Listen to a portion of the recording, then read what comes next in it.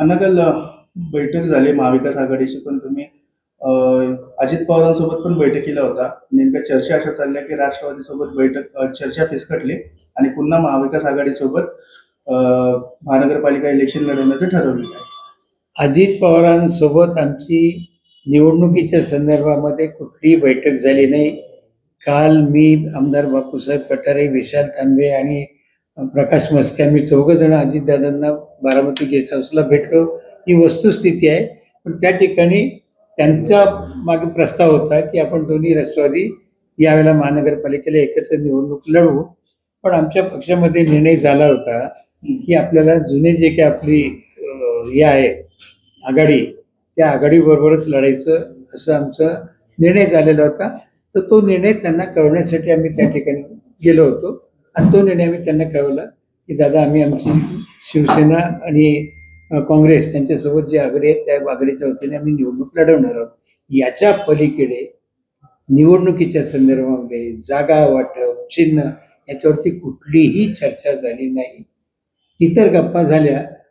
आज आम्ही गेल्यानंतर त्यांच्या अगोदर काही मुलाखती चालल्या होत्या, त्यामुळे तो वेळ गेला आणि आमच्या याच्यामध्ये सुद्धा बाकीच्याच खूप गप्पा टप्पा झाल्या.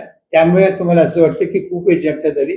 चर्चा आमची या संदर्भामध्ये एकत्र म्हणजे महाविकास आघाडी सोबत लढणार हा निर्णय कधी झाला? कारण अनेक घडामोडी या तुमच्या निर्णयावरती अवलंबून होत्या. जसं प्रशांत यांनी राजीनामा दिलेला होता.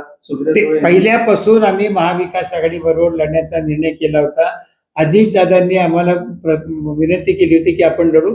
एक प्रोटोकॉल, एक काहीतरी प्रथा म्हणून आम्ही त्यांना कळवलं की आम्ही तुमच्या बरोबर येऊ शकत नाही. हे आम्ही कळवण्यासाठी फक्त गेलो होतो. याच्या पलीकडे आघाडी, आकडेवारी, चिन्ह याच्यावरती कुठलीही चर्चा झाली नाही.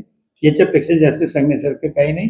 आम्ही काल महाविकास आघाडी म्हणून शांताई हॉटेलवरती शिवसेना, काँग्रेस आणि आमचा पक्ष आम्ही सगळ्यांची, आपणही पाहिलं त्याचे व्हिज्युअल्स घेतलेले आहे आणि आमची सकारात्मक चर्चा चालू आहे. आज संध्याकाळपर्यंत अंतिम निर्णयापर्यंत आम्ही येऊ.